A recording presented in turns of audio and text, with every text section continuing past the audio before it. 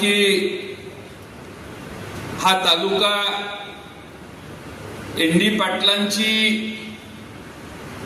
जी प्रवृत्ती होती, जी पर्सनॅलिटी होती, ती वाळवे तालुक्याचा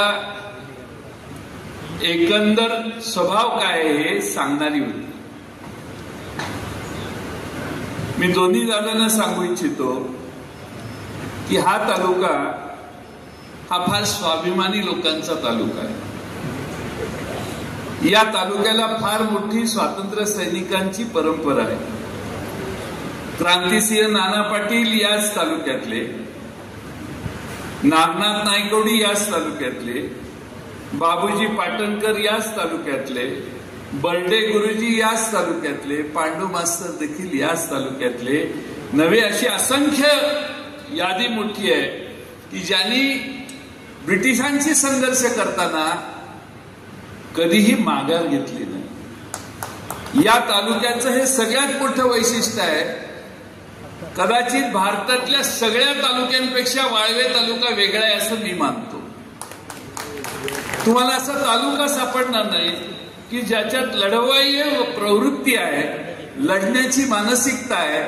लढाई करायची असेल तर ती शेवटपर्यंत निकराने करायची, हे आयुष्याच्या शेवटपर्यंत एन.डी. पाटील सरांनी दाखवून दिलं. हा या तालुक्याचा आदर्श आहे. आणि म्हणून हा आमच्या तालुक्याचा प्रॉब्लेम पण आहे. सहजासहजी वाकत नाही, सहजासहजी शरण जात नाही.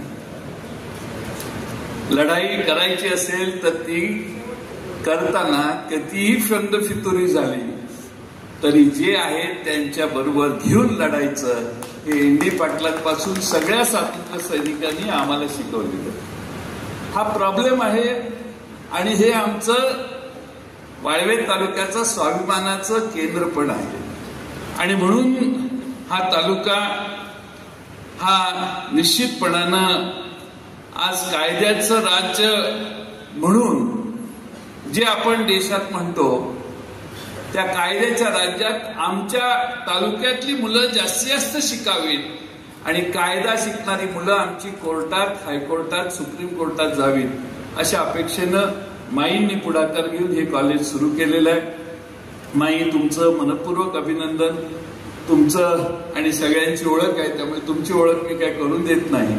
पण कधीही माईंचा फोन आला तर तो माईंचा फोन आपल्या मुलाला आपण फोन करतोय याच भावनेनं नेहमी आलेला आहे. खरं म्हणजे स्वातंत्र्य चळवळीमध्ये फार मोठं योगदान वकिलांचं आहे असं मी म्हणेन.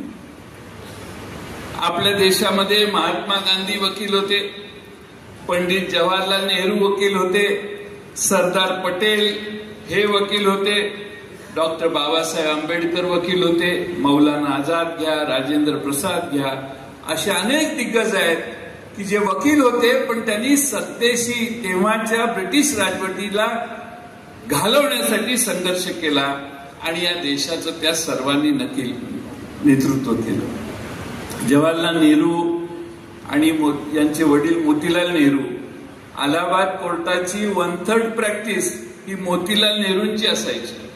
अत्यंत धनिक, प्रचंड मोठी प्रॅक्टिस करून पैसे मिळवलेले, पण ते सगळं सोडून त्यांनी स्वातंत्र्य संग्रामात भाग घेतला.